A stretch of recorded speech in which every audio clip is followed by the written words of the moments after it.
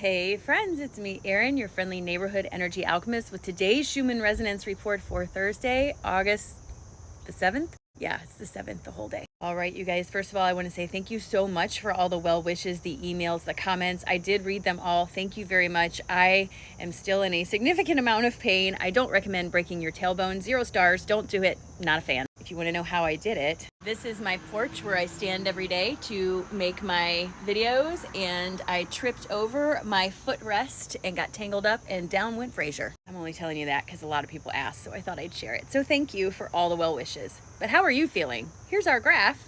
So yesterday afternoon, we had some pretty strong pushes of release energy, both in the upper and lower chakras. Here you can see it in the upper chakras. Because I was not feeling great yesterday, it was hard for me to tell what was the energy and what was my broken bone, but I did manage to catch this picture.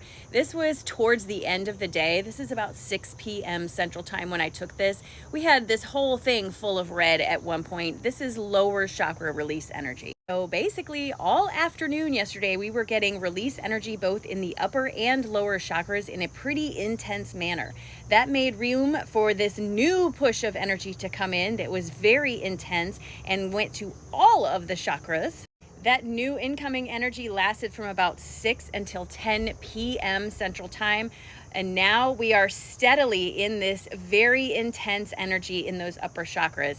It's a bit of a mixed bag, but it's very heavy on the release. And you see how far down the halo comes? What that tells me is this is incredibly intense energy. Here's our Italian graph right now. As you can see, it's very calm, not a lot going on with the grumbles or lower chakra release. Lucky us, it's all concentrated up here in these upper chakras. For me, when we have this push-pull energy in any chakras, but especially in the upper chakras, it tends to really wear me down.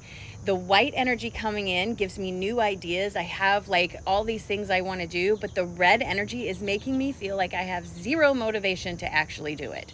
It's this feeling of, oh, that's a great idea, maybe I'll do it later, or oh yeah, I should do that, or maybe I'll do it later. Also, it will bring up triggers for you that you may have thought that you have let go of, especially connected to those upper chakras like imposter syndrome.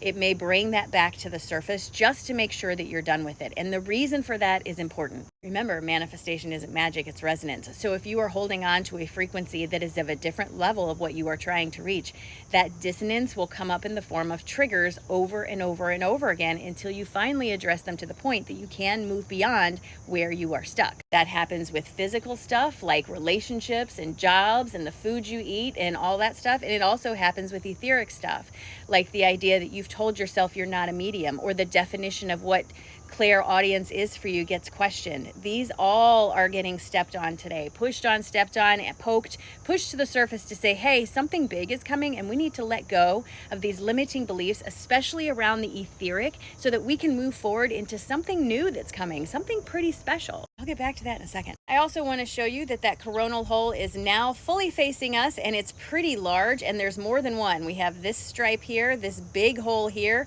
and a smaller hole up here. That magnifies everything substantially. All the solar winds are enhanced. That means everything that we feel from this type of stuff is going to be so much stronger than usual. So your triggers, those small little things that normally don't bug you, they might really get under your skin today. And there's a reason. They want you to get rid of that. You're done with it. Why are you hanging on to it? It's like a dirty sock. Throw it in laundry. Get some new ones. In my dream last night, the man in the white beard was back. Now, I will say I did not sleep much at all last night because I am in so much pain and so uncomfortable.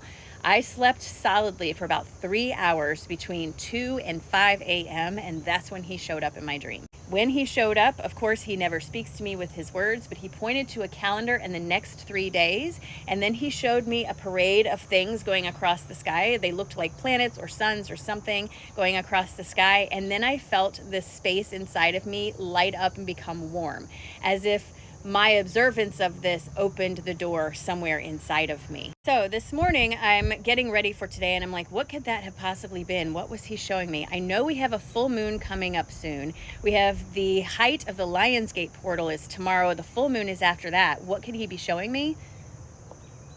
That's what he's showing me. There is a planetary alignment of 6 planets on August 10th. So can I just recap for you? August 8th, tomorrow, is the height of the Lionsgate portal, 8-8. Then we have a full moon on 8-9, and on 8-10, we have a parade of 6 planets going across the sky.